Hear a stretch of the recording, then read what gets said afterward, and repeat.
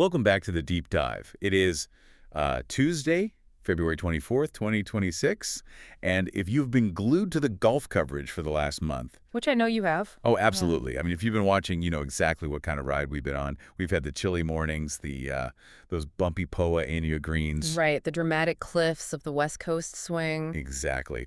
But today, we are officially turning the page. Yeah, we're trading the cliffs for the swamps. It is the start of the Florida swing. Which means we are swapping those cool ocean breezes for humidity, Yeah. much grainier Bermuda grass, and, well, wind. Lots of wind. Lots of it. We are specifically turning our attention to the Cognizant Classic, kicking off this week at PGA National, the champion course down in Palm Beach Gardens. And I think the headline here is pretty simple. It's a wake-up call. Yeah. If you were tuning in expecting a birdie fest where guys get to, 25 or 30 under par, you were definitely watching the wrong tournament. Oh, totally. This isn't a resort course where you can just spray the ball anywhere and still make par from the adjacent fairway. Right. This is one of the most volatile stops on the entire PGA Tour schedule. It's a place where disaster is lurking literally everywhere. Volatile is definitely the right word. Yeah. When I look at the layout, the thing that jumps out, the sheer penalty for a bad shot. We aren't talking about thick rough where you can just chop it out. We are talking about water. Everywhere. I mean, water is technically in play on 15 of the 18 holes. That's just wild. It is. And unlike some courses where the water is just scenic, or way off to the side, here it is very much in the landing zones. It forces you to make a terrifying decision on almost every tee box. Right, like do I take the aggressive line and risk a double bogey? Or do I play safe, accept a hard par, and just try to survive? That sounds exhausting just thinking about it. And because of that danger, predicting a winner here is really difficult if you're just going by who looks good or who won last week in California. The skill set is totally different. Completely different, which is why we really need to dig into the data today. We have a full statistical blueprint here that we're going to use to separate the contenders from the pretenders for you. Love that.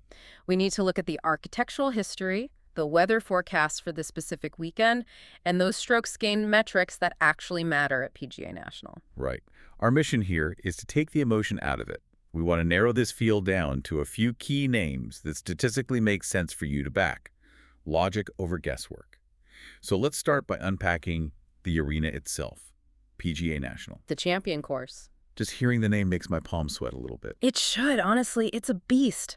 Originally designed by Tom Fazio, but it was reimagined with heavy influence from Jack Nicklaus. It plays as a par 71 and stretches out to about 7,147 yards. Which, 7,100 yards doesn't sound massive by modern tour standards. No, it doesn't. But the yardage is a bit of a deception. Because you can't always hit driver. Right. Exactly. The layout handcuffs you. You're forced to lay up short of the water hazards. And then there's the sand. There are 67 bunkers scattered around, and they aren't decorative. But again, the real story is the H2O. 15 holes with water. That's 83% of the golf course, where you are one bad swing away from a penalty stroke. It feels like 100% when you're actually out there. It demands absolute precision. You can't just bomb it and hope to find it. And we really can't talk about PGA National without talking about the Bear Trap. We cannot. It's probably the most famous three-hole stretch on the schedule outside of maybe MN Corner at Augusta, holes 15, 16, and 17.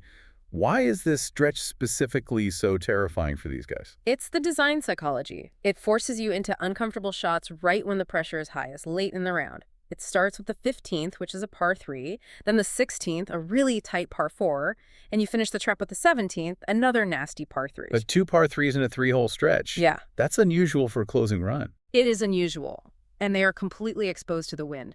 But the real killer is that Jack Nicklaus essentially removed the bailout areas. On the 15th and 17th, if you miss the green, you aren't chipping from the fringe. You are dropping a ball and adding a penalty stroke. Man.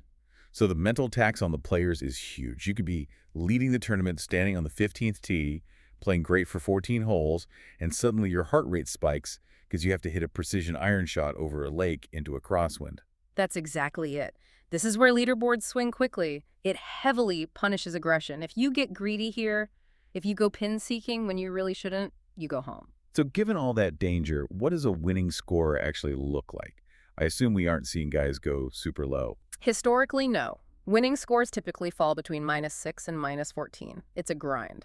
Now, I do have to mention, we did have a significant outlier last year. Oh, right, Joe Highsmith. Yeah, the defending champion. He won in 2025 with a score of -19. Minus 19. That seems incredibly low for this place. Was the course playing easier, or did you just catch fire? It was a very unusual week weather-wise. The wind didn't blow at all, and the greens were softer than usual.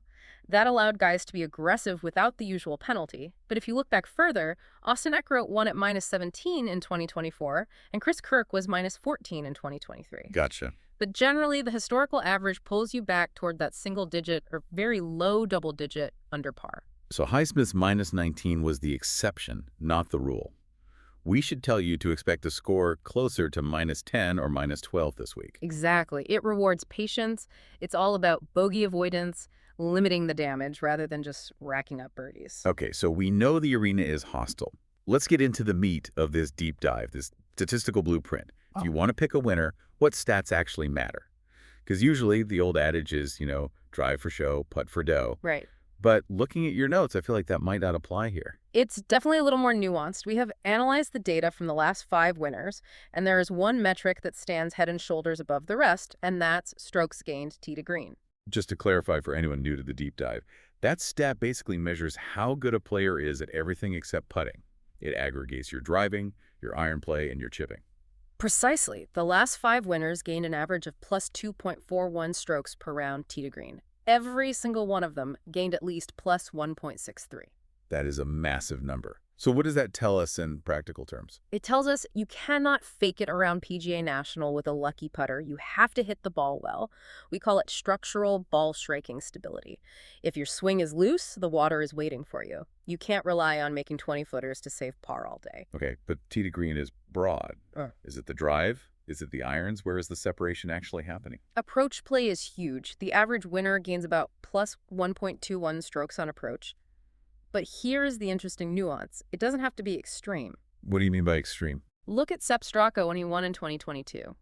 He only gained plus 0.83 on approach. You don't need to be the #1 iron player in the field that specific week, like a Scottie Scheffler usually is, but you need to be consistent. You can't have those massive mishits. Right. But I have to ask about the putting, because there is this myth that on tough courses, ball strikers win, so you can be a bad putter and still hoist the trophy. Is that true here? That is a myth we need to bust right now. While ball striking gets you to the dance, you still have to putt to win. The data shows winners here gained an average of plus 1.17 putting. So you can't have a cold putter. No, absolutely not. This is not a bad putter can win course. You need a positive putting week to close the deal. You need to convert those opportunities that your ball striking creates. Think of ball striking as the engine, but putting as the steering wheel. You need both to avoid the crash. I like that analogy. I want to circle back to the driver for a second, though. Yeah. We hear so much about the bombers on tour, the guys who hit at 320, 330 yards. Usually on the PGA Tour, distance is the ultimate cheat code. Does raw power help you avoid the water here? Surprisingly, or maybe not so surprisingly, given the layout we just talked about, pure distance is rated only 3 stars out of 5 for fit at this course. Being a bomber isn't the advantage it is at, say, Torrey Pines. Really? Why is that? Because the landing areas are tight, and hitting it 330 into a bunker or through a fairway into a lick doesn't help you. The aha moment in our research was looking at the player archetypes. Accurate drivers and elite iron players are rated 4 stars. But the 5-star gold standard, scrambling specialists and all-around tee to green players. Scrambling. That makes total sense. Yeah. Because if the course is this hard, you're going to miss greens. You are inevitably going to miss greens here. The wind will push a ball or a bounce will go wrong on the firm Bermuda grass. The players who can scramble, who can get up and down to save par from the rough or a bunker, are the ones who survive. So scrambling is basically your defensive rating. Exactly. You need to protect your score when things go wrong. Bogey avoidance is significantly more valuable than birdie creation this week. Speaking of things going wrong, let's talk about the weather. It is late February in Florida. Are we looking at a hurricane? A heat wave? What's the forecast for Feb 26th through March 1st? It looks like a classic Florida setup. Temperatures are going to be pleasant, 79 to 83 degrees Fahrenheit.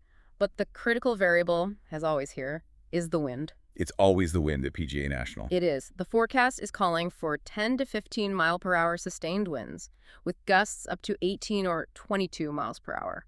There is a chance of isolated showers on Friday or Saturday, but the wind is the bigger factor by far. 15 miles per hour doesn't sound like a gale, But on this course, it changes everything. It changes the math completely, and it means we need players with trajectory control. Unpack that for us. What does that look like visually? If you are a player who hits high, floaty shots, what we call pure scorers, the wind is going to eat you alive. It magnifies every spin axis. You need guys who can flight the ball down, keep it under the wind, and control exactly how far it carries. So we are looking for wind-hardened grinders who can hit knockdown shots, not high-flying birdie machines. Exactly. The breeze plus the firm Bermuda greens plus the water means that if you can't control your trajectory, you are going to find trouble. All right, let's get to the part everyone is waiting for, the picks. We have the blueprint, tee to green excellence, scrambling ability, wind management, and bogey avoidance. Who actually fits this model? We have filtered the entire field through this stats model, and we have a couple of standouts. Let's start with a guy who effectively treats this as a home game. Our first top pick is Shane Lowry. Shane Lowry. The Irishman, I see he's sitting at 14-1 odds. That's right. Now, the narrative here is strong. He's a Florida resident now, so he sleeps in his own bed this week. But look at the history. In his last 4 starts at this event, he has gone 2nd, tied for 5th, tied for 4th, and tied for 11th. That is statistically significant consistency.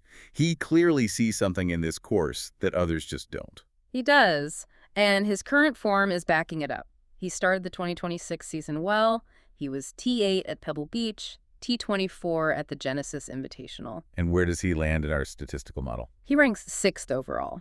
But here is the key stat. He ranks 24th on tour for proximity to hole. On a course that demands precision, he is sticking his irons close. And we know Shane Lowry thrives in wind and difficult conditions. Oh, absolutely. He has that major championship grit. He checks every box for a grinder. Okay, I'm sold on Lowry. He fits the profile perfectly. Yeah. But let's look at your next pick, because this one actually surprises me based on what we just discussed about bombers not being the best fit. You have Nikolai Hodggaard as your second top pick. I do. 16-1 odds. But Nikolai is a bomber. He sends it. Why are we backing a guy known for overpowering courses when you just told me distance is only a 3-star factor? That's a very fair pushback. But Hodggaard isn't just a bomber anymore. Yes, he ranks 1st on tour for strokes gained off the tee. That helps on the few holes where you actually can let it rip. But the reason he pops in the model is that he currently ranks 8th on tour for scrambling.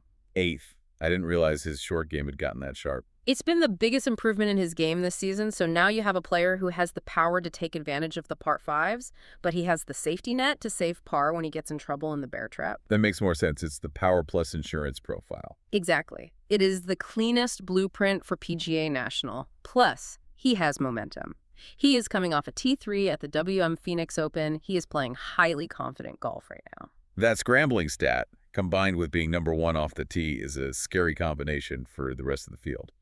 Okay, so we have Lowry and Hodggaard. Who else should we be looking at? Maybe some depth plays or guys who just missed the top cut? We have a few honorable mentions who really popped in the model. First is Jacob Bridgman. He ranked #2 in the model, right behind Hodggaard. He is just incredibly balanced across all the metrics. He doesn't have a glaring weakness, which is perfect for a course that exposes weakness. If Hodggaard is the high ceiling play, Bridgman is the high floor play. Who else? Ryan Gerard. He finished solo 4th here back in 2023. He has a very stable profile. He's not flashy, but he doesn't make mistakes. And I see one more name on your list that will definitely make the nostalgic fans happy. Adam Scott. The veteran play. Yeah. He finished 4th recently at the Genesis, so the form is clearly there. But this is about veteran control. He knows where to miss. He won here back in 2016. He knows the property better than almost anyone in the field. It feels like Adam Scott has been good at PGA National for 20 years. He essentially has. Little. He knows when to be aggressive and, more importantly, when to take his par and just move on. So if we zoom out and look at this list, Lowry, Hodggaard, Bridgman, Scott, I'm seeing a pattern. None of these guys are just pure bomb and gouge players. Even Hodggaard has the scrambling component now. They're all technicians in their own way. That is the big takeaway. If you are building a betting card or a fantasy lineup this week, ignore the guys who just hit it mile and hope for the best. You want the grinders. You want the guys who can keep the ball dry, scramble for par when they miss the green, and handle a 20-mile-per-hour gust without panicking. It's all about defense. It really is. And that actually leads me to a thought I want to leave everyone with. We spend so much time in modern golf talking about offense, who makes the most birdies, who drives it the furthest. But the Cognizant Classic, and specifically the bear trap, is a psychological test. How so? Because the winner this week won't be the player who hits the most spectacular highlight reel shots. It will be the player who makes the fewest catastrophic mistakes. It's about the psychology of acceptance. Accepting a par, or even a bogey, to avoid the double or triple that waits in the water. The discipline to play boring golf when everyone else is trying to be a hero. Exactly. Boring golf wins at PGA National. You know, it makes me wonder something else about the psychology of this course. Yeah. We talk about the bear trap as holes 15, 16, and 17. Right. But I wonder how much the anticipation of the bear trap actually ruins players' swings on holes 1 through 14. Oh, that is a fascinating point. Right, like you're on the 9th hole, you've got a tricky approach, but in the back of your mind, the ghost of the 15th tee is already haunting you. The anticipation of that danger alters their biomechanics before they even see the water. If you are gripping the club just a little tighter on the front 9 because you know what's coming, this course has already beaten you. That is the hidden genius of a closing stretch like that. The pressure bleeds backward into the rest of the round. Well, there you have it. The blueprint is set for you. Focus on the grinders, watch out for the wind, and don't get seduced by the bombers unless they can scramble like Hodgeguard. Whether you are placing a bet or just trying to beat your friends in fantasy, hopefully this gives you the edge. Good luck out there, everyone. Enjoy the Florida swing. We'll see you on the next deep dive.